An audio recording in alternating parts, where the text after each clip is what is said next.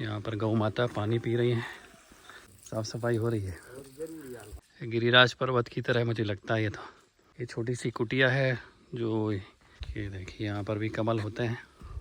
अपनी यात्रा को आगे बढ़ाते हैं। विचारशिला के भी आपको आज दर्शन कराना ही था, तो वो दर्शन करने हम चलते हैं। तो हनुमान जी मंदिर के हनुमान जी के ठीक सामने ये रास्ता गया है, ऐसा पहाड़ी से नीचे उतरना होता है, अभी चढ़ना नहीं है। विचारशिला ही लिखा हुआ है। जय हो। तो यहाँ से विचारशिला की रास्ता जाता है। तो ये भी बड़ा थोड़ा सा दुर्गम रास्ता है, संभल संभल के उतरना होता है। तो उतरने के टाइम पे ज़्यादा सहूलियत और सावधानी बरतनी पड़ती है कि अगर फिसल गए तो सीधे नीचे ही पहुंचेंगे। इसीलिए बस एक झलक आपको ऊपर से दिखा देता हूँ मैं, तो आपको आइडिया हो जाएगा विचारशिला कहाँ से आते हैं और जाते हैं। ये रहा हनुमान जी का वहाँ ऊपर मंदिर चोटी पर, ये कुटिया ब्रह्मचारी लोगों की,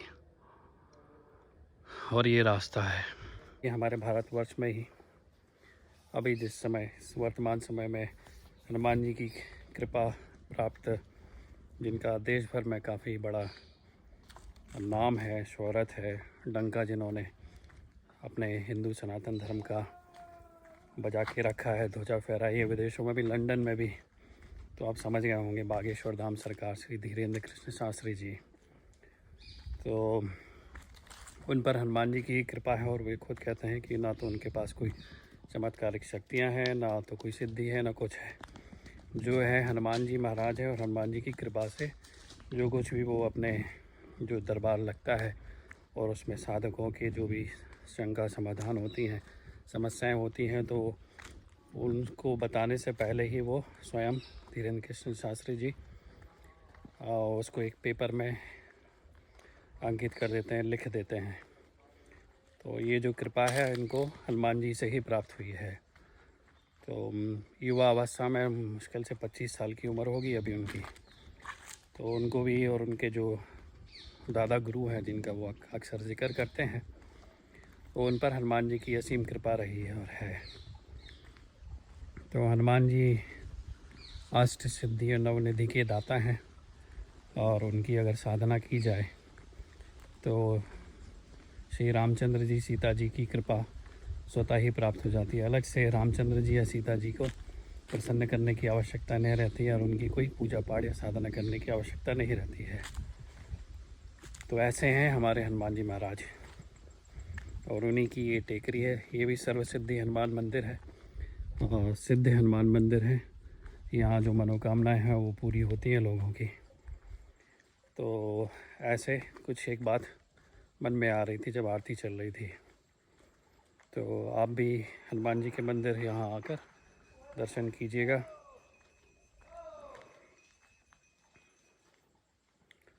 लगभग हम पहुँचने वाले हैं नीचे विचारशिला। खूबसूरत जगह है, शांत वातावरण है, अद्भुत है। आप ये लोग ये बात सुन के ना आपको भी लग रहा होगा, बस एक ही बात को मैं रिपीट किए जाता हूँ कि अद्भुत जगह है, शांत वातावरण है भी। इसलिए तो जो चीज़ जैसी होगी ना उसका स्वाद वैसे ही होगा, मुँह से फिर वही निकलेगा। जय हो श्री सीता रामचंद्र भगवान की। बस पहुँच ही गए विचारशिला। तो हम बागेश्वर धाम भी चलेंगे, वहाँ भी जाएंगे, वहाँ बागेश्वर धाम जी के दर्शन करेंगे। धीरेन्द्र कृष्ण शास्त्री जी के शायद दर्शन हो जाए। मुलाकात तो बड़ी टेढ़ी खीर है, क्योंकि अब इतनी संख्या में, लाखों की संख्या में लोग पहुँचते हैं जहाँ पर भी वो जाएँ, कि ऐसे व्यक्तिगत रूप से मुलाकात तो संभव नहीं है। तो लेकिन फिर भी हाँ, बागेश्वर धाम तो पहुँचेंगे। वहाँ पर बागेश्वर धाम या हनुमान जी महाराज के तो दर्शन हम करेंगे ही करेंगे, और आपको भी मैं साथ लेके चलूँगा। ये देखिए यहाँ पर भी गिरिराज पर्वत की तरह मुझे लगता है ये तो। गिरिराज जी में और गोकुल में जैसे भगवान श्री कृष्ण गैया चराते थे, ठीक वैसे ही यहाँ पर गैया। जय हो। कहाँ जा रही हो माता? ये देखिए तो गैया यहाँ चरती रहती है। तो हम पहुँच गए। ये छोटी सी कुटिया है जो यहाँ देख रेख के लिए लोग रहते होंगे, उनके लिए होगा। ये छोटा सा कुंड है। ये देखिए यहाँ पर भी कमल होते हैं। तो हम विचारशिला पहुँच गए हैं।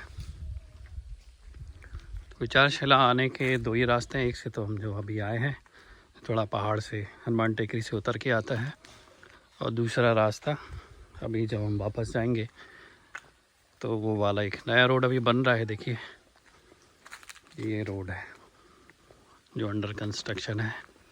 यहाँ पर गौ माता पानी पी रही हैं। जय हो माता, गौ माता।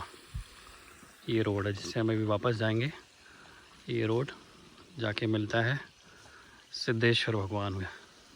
शिव जी का मंदिर है, सुंदर मंदिर है, और वो भी बड़ा सिद्ध मंदिर है। देखिए बोर्ड लगा है विचारशिला ध्यान योग साधना केंद्र, पवित्र विचारशिला, विचारों का मंथन।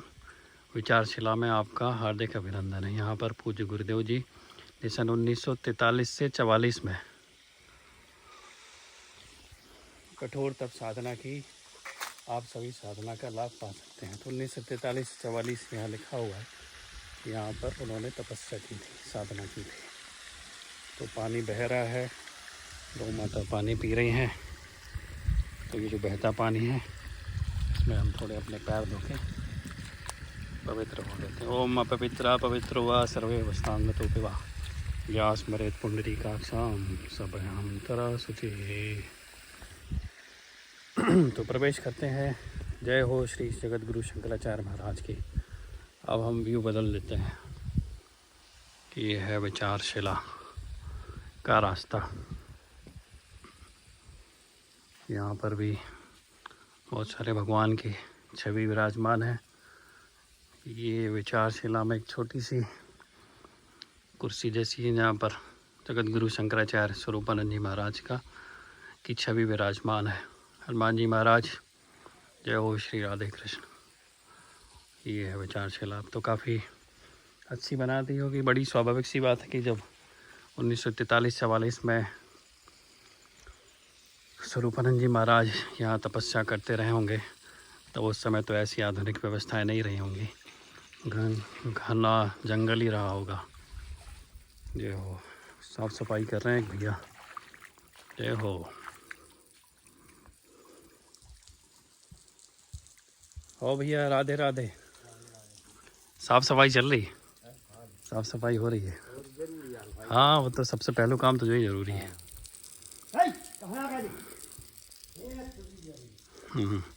गाय घुस रही थी भैया बोल रहे हैं। ये है बड़ी सुंदर खूबसूरत सी जगह है। तो यहाँ कम ही लोग पहुँचते हैं क्योंकि जो मंदिर परिसर है राजराजेश्वरी माता जी का, और जितने भी परमहंस गंगा आश्रम क्षेत्र में मंदिर हैं, तो सबसे आखिरी जो जगह पर जो मंदिर का है यहाँ परिसर में जो स्थान का है वो यही है, इसलिए कम ही लोग आते हैं। ये है जी, हम पहुँच गए विचारशिला। जय हो, जय हो भगवान जी। छोटी सी घंटी है।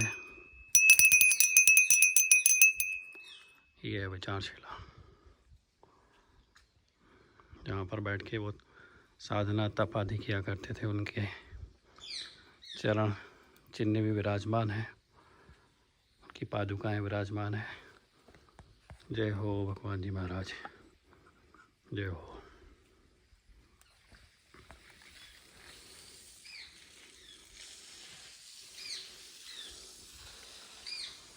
जय हो श्री राम। शंकराचार्य जी महाराज जो हैं उनको श्री राम नाम का कीर्तन बड़ा उनको अच्छा लगता था, और वो कीर्तन करते भी थे। श्री राम जय जय राम, ऐसा कीर्तन वो करते थे। तो उनके अगर पुराने वीडियोज़ आप देखेंगे कथाओं के और सत्संग के, तो ऐसा कि इस कीर्तन से ही वो अपने सत्संग की शुरुआत करते थे। श्री राम जय जय राम। ये है जी खूबसूरत जगह विचारशिला। तो ये इतनी खूबसूरत और शांत जगह है कि जो मैं आपसे थोड़ी देर पहले कह रहा था ना कि विचार करने नहीं होते हैं, विचार यहाँ शांत हो जाते हैं। जो सांसारिक विचार हैं वो शांत हो जाते हैं। तो प्रकृति के सानिध्य में, एकांत में, जहाँ पर साधु संत लोग अभी भी, उनका प्रेफरेंस ये होता है कि कोई शांत जगह पर प्रकृति के सानिध्य में वो अपनी तपस्या करें, भजन करें। तो भजन के लिए बड़ी अनुकूल होती है। हमारी चित्तवृत्तियाँ वैसे ही शांत हो जाती है शांत वातावरण में आकर, और फिर सारा ध्यान जो है तो भगवान में, भगवान के नाम में, उनके भजन में लगाना बड़ा आसान हो जाता है। जय हो। साफ सफाई के दृश्य। जय हो।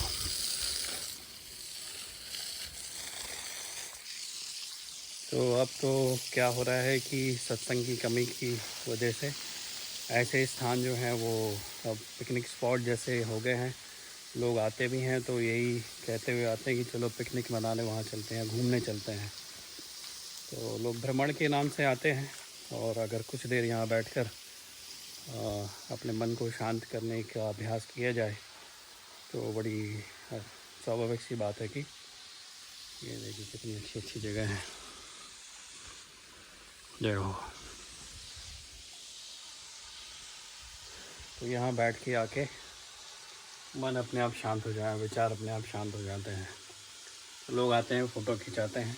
कोई बुराई नहीं है फ़ोटो खिंचाने में, वीडियो बनाने में, लेकिन जब आए हैं तो ऐसी जगहों पर बैठकर थोड़ी देर कुछ ना सोचें, ना कुछ बातचीत करें, ना कुछ विचार विमर्श करें। तो ऐसा प्रयास करना चाहिए, ऐसा करके देखना चाहिए, क्योंकि जिस शांति और सुख के लिए ज़िंदगी भर आदमी भटकता है और ऐसी जगहों पर भी आता है, घूमता फिरता है, भ्रमण करता है, वो शांति कैसे प्राप्त होती है उसकी विधि भी ये संत महात्मा लोग हमको बताते हैं। तो ये जो परमहंसी गंगा आश्रम क्षेत्र है, ये ब्रह्मलीन स्वामी श्री स्वरूपानंद जी महाराज की तपस्थली रही है, कर्मस्थली रही है, साधना स्थली रही है। और उन्हीं की साधना से ये जो जगह है इतनी सिद्ध और खूबसूरत है कि देश विदेश के लोगों को यहाँ पर आने का सौभाग्य प्राप्त होता है, और साधना आदि जो भी है, भजन आदि जो है, उनको थोड़ा सा उस चीज़ का आंशिक रूप से अनुभव प्राप्त होता है। तो मैं उम्मीद करता हूँ कि आपको आज का ये व्लॉग जो है विचारशिला तक का काफ़ी अच्छा लगा होगा, और ऐसे ही खूबसूरत जगहों के यात्रा करने के लिए और भ्रमण करने के लिए आप हमारे चैनल पे बने रहें, लाइक करें, सब्सक्राइब करें, और अपना आशीर्वाद मुझ पर बनाए रखें। तो चलते हैं जी हम, और फिर मिलेंगे आपसे अगले व्लॉग में। तब तक जय जय राधे, जय श्री राधे, जय श्री राम।